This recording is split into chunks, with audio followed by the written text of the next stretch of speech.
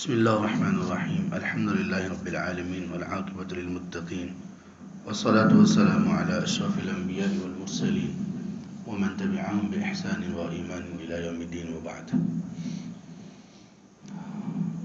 سابقہ امتوں سے لے کر اس امت تک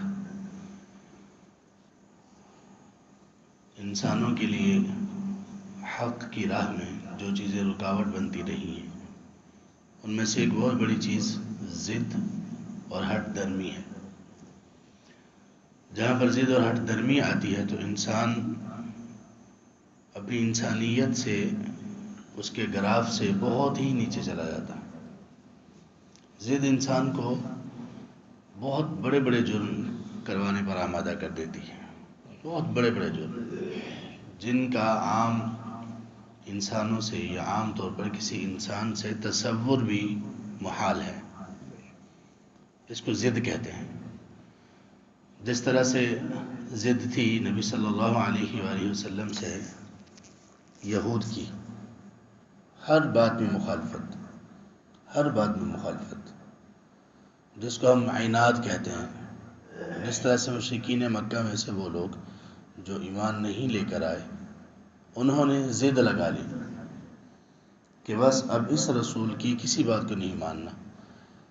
تو باوجود اس کے کہ اپنی مجالس میں یہ باتیں کرتے تھے کہ رسول سچے ہیں، جو کلام یہ پیش کرتے ہیں یہ کلام بشر نہیں ہے، کسی انسان کا کلام نہیں ہے.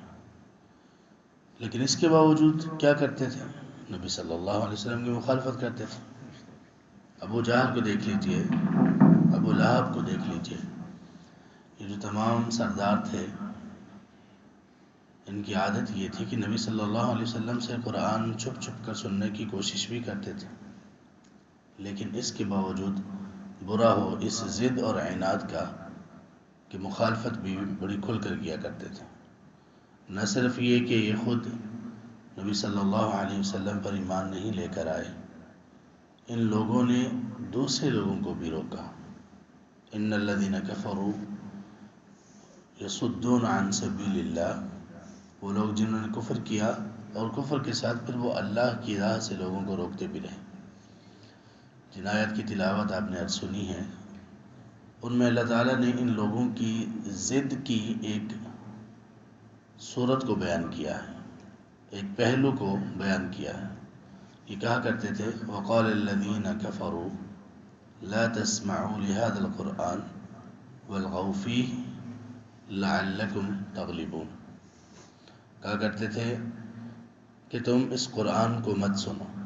یہ کون لوگ کہہ رہے ہیں؟ وہ لوگ جو چھپ چھپ کر خود بھی سنتے تھے، خود سنتے تھے، قرآن کی تاثیر ان کے دلوں پر پہنچتی تھی. تو وہ یہ جانتے تھے کہ اگر کسی عام شخص نے یہ سن لیا تو وہ ایمان لائے بغیر نہیں رہے گا. تو اس قرآن کی ایسی تاثیر تھی کہ لوگ فوراً ایمان لے آیا کرتے تھے، فوراً ایمان لے آیا کرتے تھے. آباء و اجداد ان کے مشرک ہیں لیکن انسان نے قرآن کو سنا اور ایمان لے آیا. یہ اس کی تاثیر ہے. اور یہ تاثیر اس لیے ان لوگوں کے دلوں میں جاگزین تھی کیونکہ وہ لوگ عربی زبان جاننے والے تھے، قرآن کے معانی کو سمجھتے تھے. جب قرآن کے معانی کو سمجھا جائے، اس کے پیغام کی سمجھ انسان کو آنا شروع ہو جائے تو پھر یہ نہیں ہو سکتا کہ انسان کی زندگی تبدیل نہ ہو، انسان کی زندگی وہ اللہ کے دین کے مطابق نہ ہو. یہ نہیں ہو سکتا الا یہ کہ کسی انسان کے دل پر مہر لگ جائے. اب وہ لوگ ایک آیت سن کر، چند آیات سن کر، ایک سورت سن کر اسلام قبول کر لیتے تھے. ہمارے ہاں ایسا ہے کہ ہم جیسے ہیں ویسے ہی رہتے ہیں. رمضان میں پورا قرآن سن لیتے ہیں، روزانہ قرآن سنتے ہیں، لیکن کسی بھی چیز کا اثر اس لیے نہیں ہوتا کہ ہم قرآن کریم کو سمجھنے سے ہی قاصر ہیں. ہمیں معلوم ہی نہیں ہے کیا پڑھا جا رہا ہے. ہمیں معلوم نہیں کہ آیات عذاب کی چل رہی ہیں یا آیات رحمت کی چل رہی ہیں.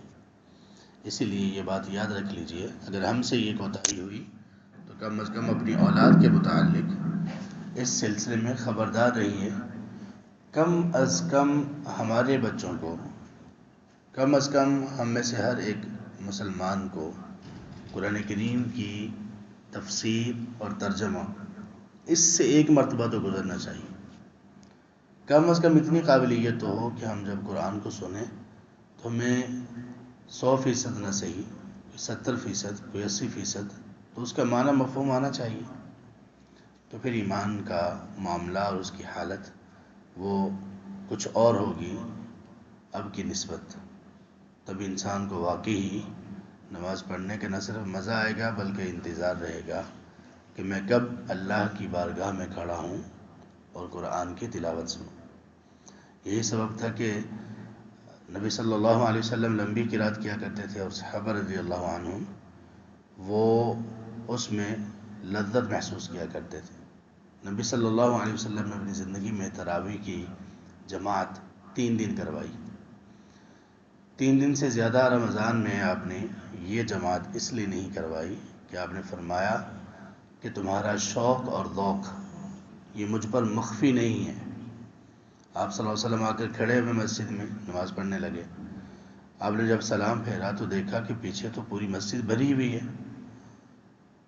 آپ اگلے دن مسجد میں تشریف نہیں لائے، صحابہ انتظار کرتے رہے، واپس چلے گئے. اس کے بعد دوبارہ اگلے دن آپ تشریف لائے، نماز شروع کی تو دیکھا کہ مسجد پھر کھچا کھچ بھری ہوئی ہے، پہلے سے زیادہ لوگ ہیں. آپ نے پھر اس کے بعد اگلے دن تشریف نہیں لے کے آئے. جب اس کے بعد والا دن ہوا، آئے نماز شروع کی تو لوگ اس سے بھی زیادہ تھے. تو آپ نے فرمایا کہ مجھ پر تمہارا یہ شوق اور ذوق مخفی نہیں ہے، لیکن میں اس لیے اس کو نہیں کروا رہا کہ کہیں تم پر فرض نہ کر دی جائے. تراویح کی نماز تمہارے شوق کی وجہ سے کہیں فرض نہ کر دی جائے. تو وہ لوگ اتنے شوق سے قرآن سنتے تھے. تو یہ سبب تھا کہ ان لوگوں کو قرآن کریم کا معنی اور مفہوم آتا تھا. مشرکین نے کہا وقال الذین کفروا لا تسمعوا لهذا القرآن، اس قرآن کو مت سنو. والغوا فیہ، ہاں جہاں پر پڑھا جا رہا ہو کچھ لوگ سن رہے ہوں تو تم درمیان میں اپنے شوشے چھوڑو، باتیں کرو، درمیان میں جملے بلند کرو، درمیان میں اپنی باتیں شروع کر دو کہ یہ پیغام لوگوں کے کان میں نہ جائے، لوگ اس پر غور نہ کر سکیں. والغوا فیہ لعلکم تغلبون، اس سے کیا فائدہ حاصل ہوگا؟ تم غالب آ جاؤ گے. سبحان اللہ، کیسے عجیب لوگ تھے. غلبے کے لیے کیا کہہ رہے تھے کہ قرآن مت سنو. دیکھیں ان کو معلوم تھا کہ قرآن سننے سے غلبہ مسلمانوں کا ہوگا. دوسرے الفاظ میں یوں کہ جب تک مسلمانوں کا تعلق قرآن سے تدبر کا، فہم اور عمل کا رہے گا، غلبہ ان کا ہوگا. لہٰذا تم یا پہلے نمبر پر قرآن سنو نہیں، دوسرے نمبر پر اگر کبھی کانوں میں پڑے تو تم لوگ شور کرو، باتیں کرو، اور تیسرے نمبر پر یہ کہ اگر کر لو گے تو غالب آ جاؤ. اللہ نے اس کے مقابلے میں ہمیں کیا حکم دیا؟ سورۃ الانفال میں، سورۃ الاعراف میں آیت نمبر 204 میں اللہ نے فرمایا، انہوں نے 3 چیزیں کہی تھی نا. قرآن مت سنو پہلی چیز، اگر کانوں میں پڑے تو شور و غوغا کرو، دوسری چیز ہو گئی یہ، تیسری چیز یہ تھی کہ اگر ایسا کرو گے تو غالب آؤ گے. اللہ نے فرمایا وَإِذَا قُرِئَ الْقُرْآنُ فَاسْتَمِعُوا لَهُ، جب قرآن پڑھا جائے انتہائی غور سے سنو. وَأَنصِتُوا، اور خاموش رہو.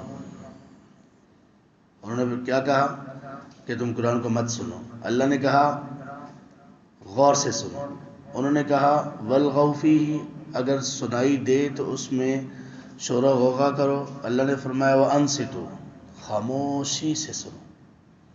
انہوں نے کہا کہ اگر ایسا کرو گے تو غالب آ جاؤ گے، اللہ نے فرمایا اگر تم قرآن پڑھا جا رہا ہو اور تم اس کو غور سے سنو گے اور خاموش رہو گے لعلکم ترحمون، تم پر رحم کیا جائے گا.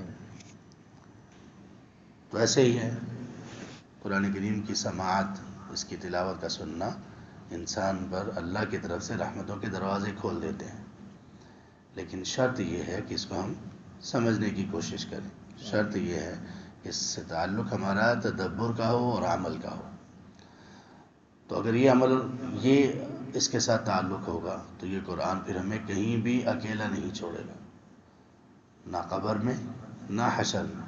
نبی صلی اللہ علیہ وسلم نے فرمایا قرآن قیامت کے دن یا تو انسان کے لیے سفارش کرے گا یا انسان کے خلاف گواہی دے گا، تیسری صورت کوئی نہیں ہے. ایسا نہیں ہوگا کہ کسی شخص کے پاس قیامت کے دن قرآن آ کر اس کے حق میں یا اس کے خلاف گواہی نہ دے، تو میں سے ایک کام ہونے والا ہے۔ تو حق میں گواہی صرف ان لوگوں کے بارے میں ہوگی جو اس پر ایمان سچے دل سے لائے ہوں گے اور پھر اس کے تقاضوں کو پورا کرنے کی جتنی ان میں طاقت تھی اتنی کوشش کرتے رہے ہوں گے۔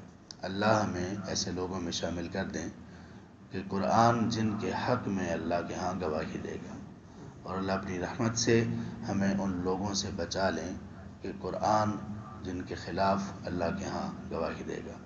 سبحانک اللہم و بحمدک، اشہد ان لا الہ الا انت، استغفرک و اتوب الیک۔